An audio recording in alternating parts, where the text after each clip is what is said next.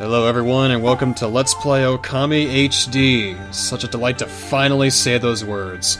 I'm your host UltraDirectorJester and I can't wait to get started. This is one of my favorite games of all time, if not my absolute favorite game of all time, and we're doing a 100% run of this game, and the game wants me to stop wasting time, it seems. Well, we have a lot of prologue to get through, so let's just get started.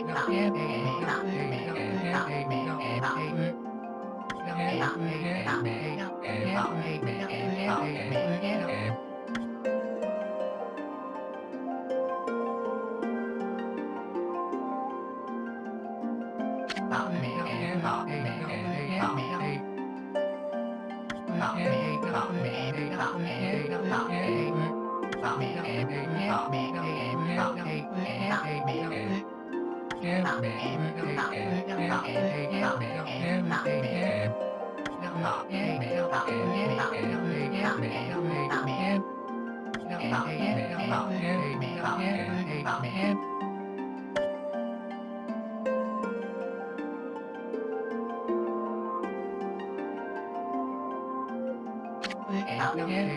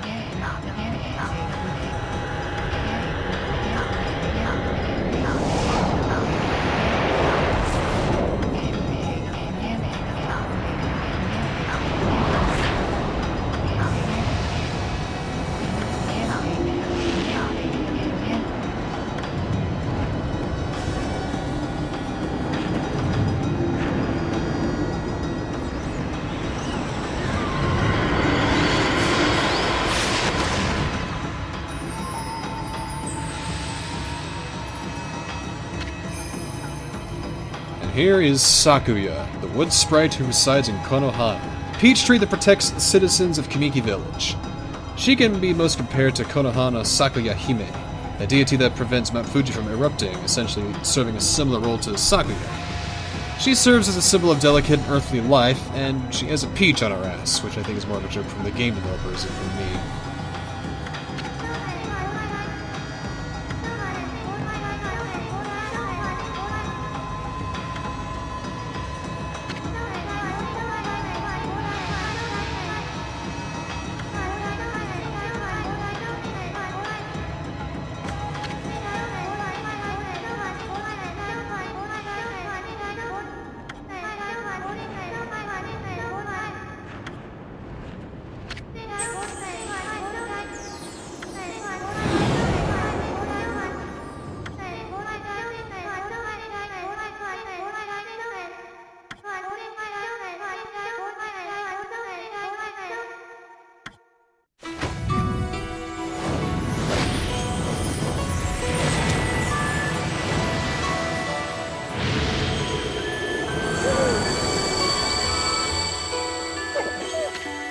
Introducing the head deity of Shintoism and goddess of the sun, Amaterasu.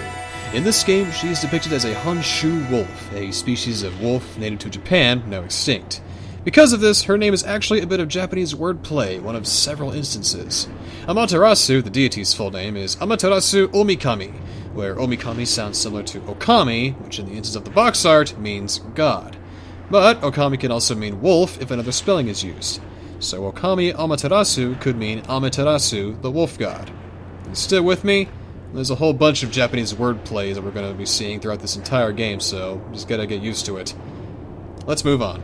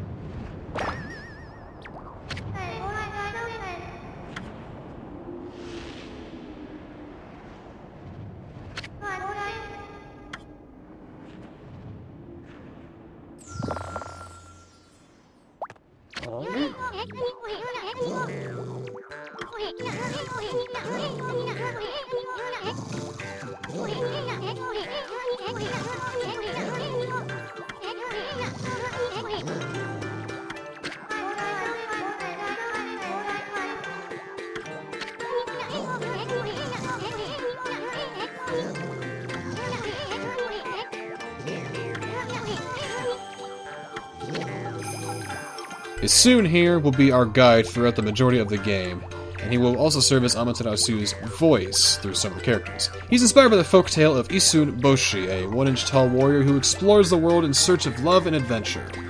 Believe it or not, there will be more allusions to this tale later on in the game once we find a certain object and learn more about Issun's character.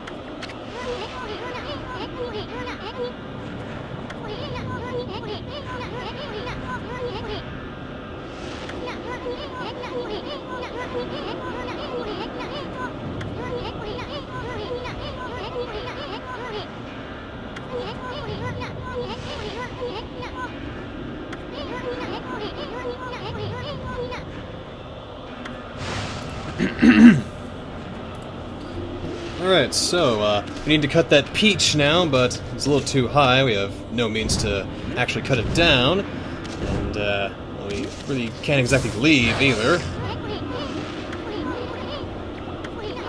So the next step is to just head on into the tree and go into the celestial plane.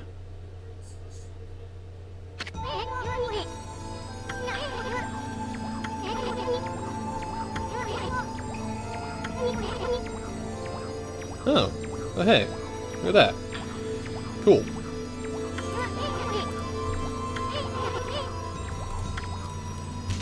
Yeah, I think we're gonna be fine soon. Well, anyway... Oh, ugh. I don't like this camera. The axes are off or something or other. Let me go ahead and press select, and we'll bring up our options here. Go ahead and change our camera control. There we go. Change the filter, the paper filter you see over the game. And everything else looks good. Check our controls here. Screen size. And it looks pretty good. Alright. We'll go ahead and save there. Alrighty. We got that. And we'll just go back to the game here. Ah, much better. And up ahead here we have an origin mirror. This is how we save the game.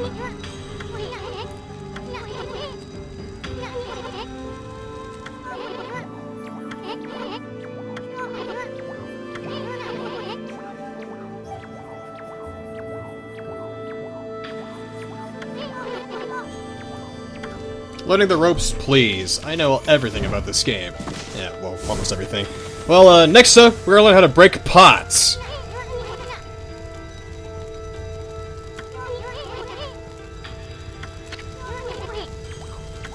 I know it, you know it, we gotta bust them open, so, just go ahead and press square, break them open.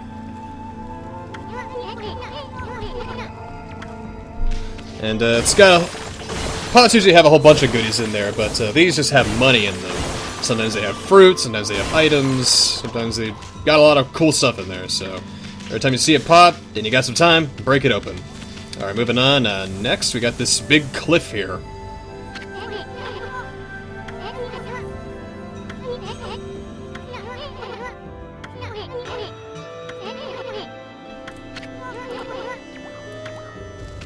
It's pretty much a double jump you can do off of a wall, pretty much.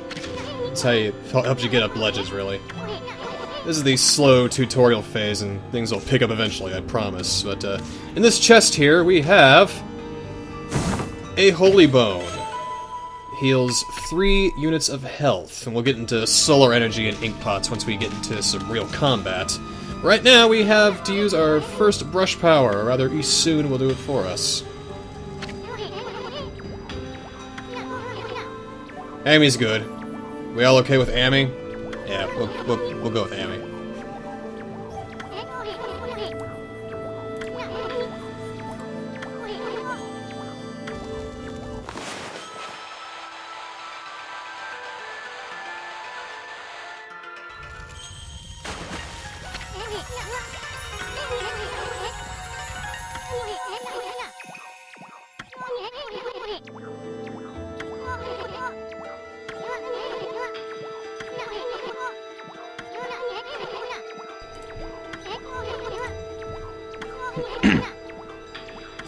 We can master all 13. That's pretty easy. We can do it. We'll just head over this bridge that Issun made for us. It's quite nice, quite sturdy. And we'll just go ahead and dash on over here to the river of the... What the hell is that? Just a tiny little puddle? River of the heavens, eh?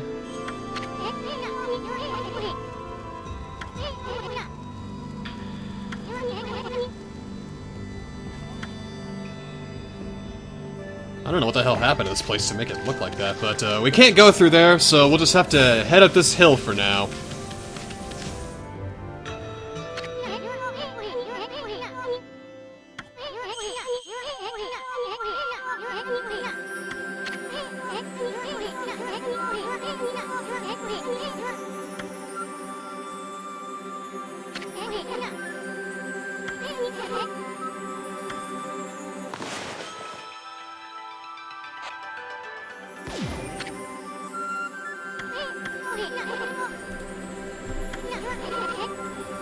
This here is how brush mode is introduced to us. What you do is you just hold R1, you hold your brush, and you can move around with your control stick, and if you want to place any ink down, you just press square. So just tap it, and there's a little star right there. That's how you complete the constellation. Pretty easy. Now we can do it because we have celestial powers, and Issun can't because he's just a regular guy. And we get to our first celestial brush god, Yomigami. He may seem intimidating, but dragons are seen as docile, serene creatures in Eastern culture instead of wrathful beasts as depicted in Western culture. Also, his name, Yomigami, could be alluding to the word Yomigaeru, which means to rejuvenate.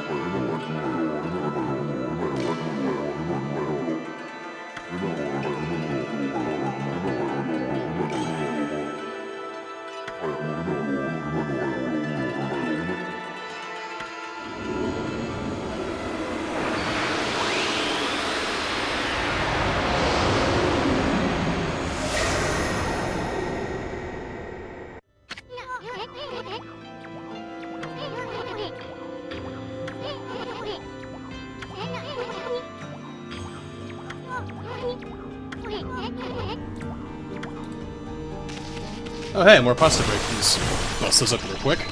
Well, we have our first celestial brush power now, Rejuvenation. And we get a trophy for that. You get a trophy for every brush power you get back.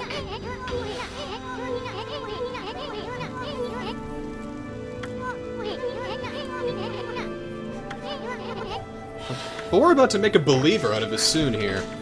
So what you do is just go up here, set the camera just right, and hold R1, and just kind of rub your brush all over that shit. Just all over. Doesn't matter where. Just anywhere, really. Yes, we'll just all over. There we go. Perfect. You use up one ink pot for every brush power that you use, and if you use all of your ink, then you'll lose your powers for a few seconds, but you'll get them back eventually. You don't start out with a whole lot of ink to work out with, but you can upgrade it so you can get more ink, and you can get more health too, and we'll get to that later too. But in this chest here is something very important, our Astral pouch.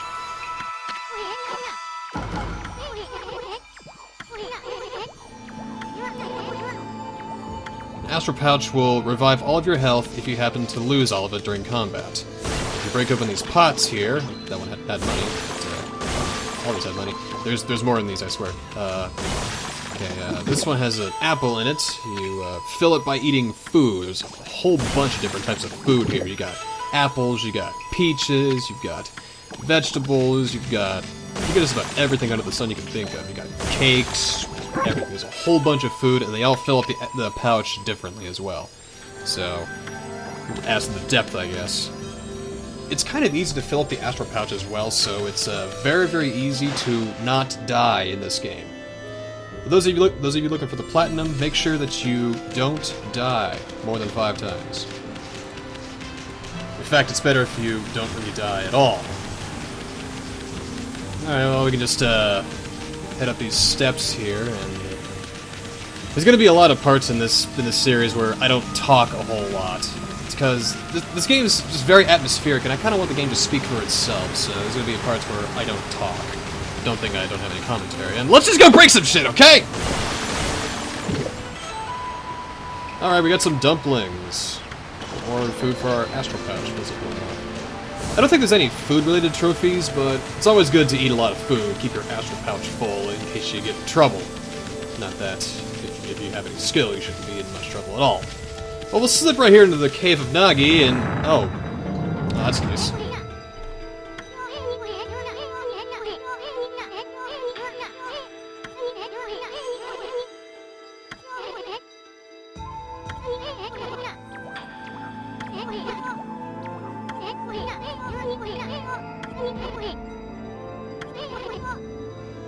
Alright, so we can just slip on in here, and what you have to do is you have to rejuvenate his sword. If you still don't get it, if you just can't figure it out, if you go ahead forward a little bit more, the camera zooms out so you can have a perfect view, so you can just rub your brush all over his broken sword, and just like that, it's fixed.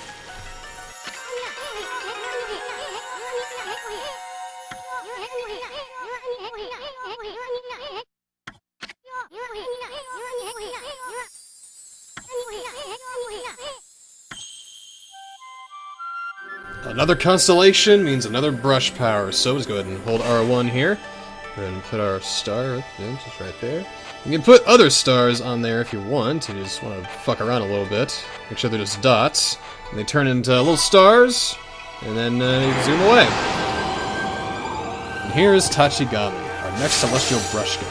She's a mouse with a gigantic-ass sword. Interestingly enough, Itachi is a type of sword, but not the kind of sword Tachigami is holding, which is a tsurugi. Instead, Tachi can be seen as meaning to cut, making him the cutting god. It's also worth noting that his constellation kind of looks like the kanji for cut.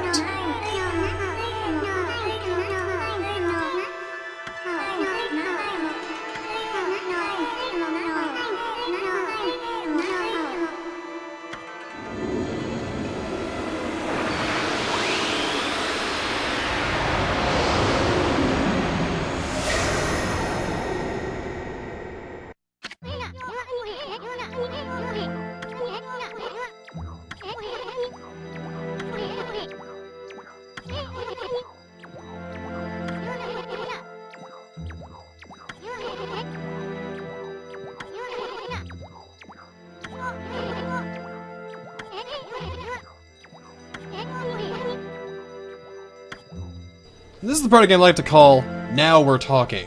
With the power slash, you hold R1 and you draw a line over everything you do not want to be whole anymore.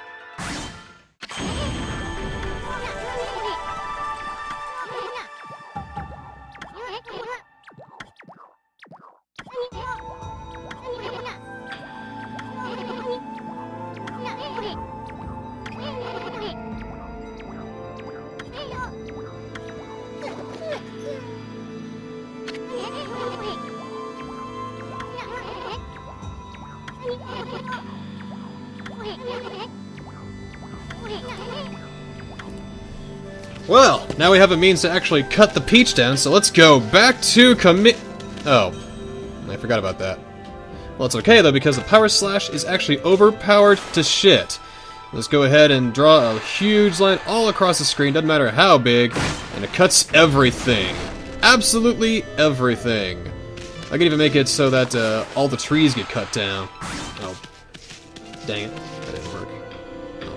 Sometimes it works, it's a little finicky, see if I can... Oh, just that. Oh, whatever. Sometimes it works, sometimes it doesn't. We'll probably have a lot more instances like that, but let's just go ahead and head up here and... Oh my god! Combat!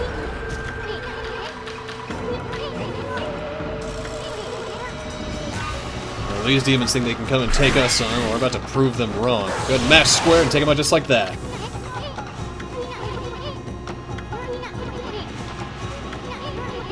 And once they're monochrome, they're really susceptible, so we can just draw a line over them and it's out just like that.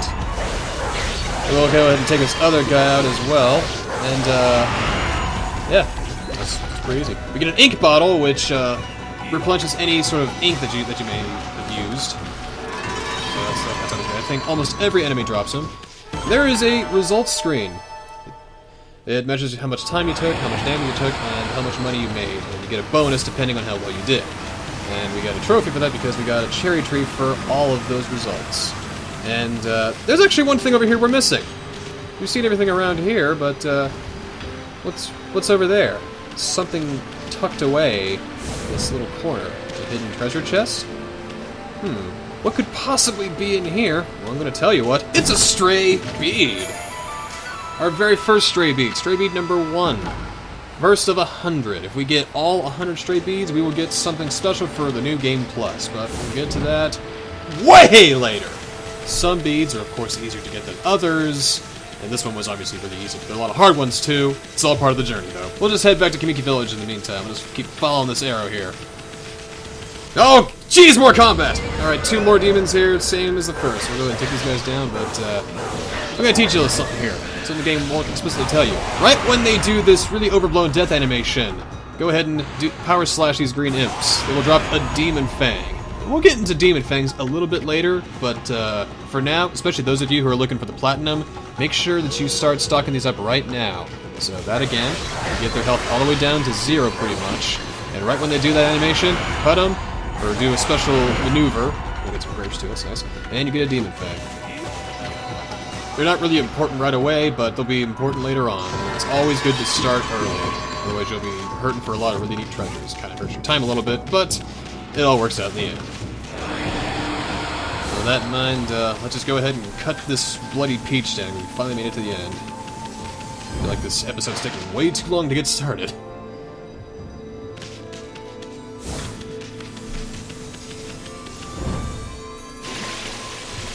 You know, it's also worth mentioning that this here is the only water that Amy can't drown in. Any other water she'll drown, but she can spend as long as she wants to in here. I guess it's because it's actually stardust and not really water, but, you know, that's neither here nor there, really. Let's just keep moving on. Yeah, we're gonna watch this entire backtracking sequence. It's gonna get more interesting, though, later on, I swear. We'll just, leap over this fence here. Yep. Across this bridge. Zoom out a little bit. It's always good. And through this door. I hope you're all still with me. Well, now we have a means to actually cut the peach, so let's go ahead and do that. Now, people, prepare yourselves. This is awesome.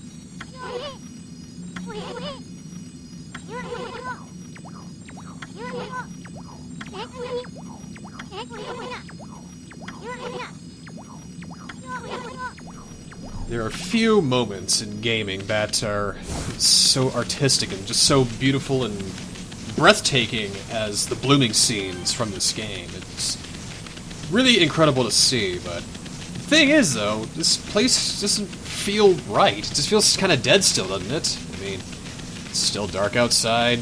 Looks like everyone's turned to stone. It feels desolate, empty, quiet. It feels dead still. It feels strange. I don't think we're quite done here yet, but we'll save that for next time. Thanks so much for joining me for my first episode of Let's Play Okami HD, and we will see you next time.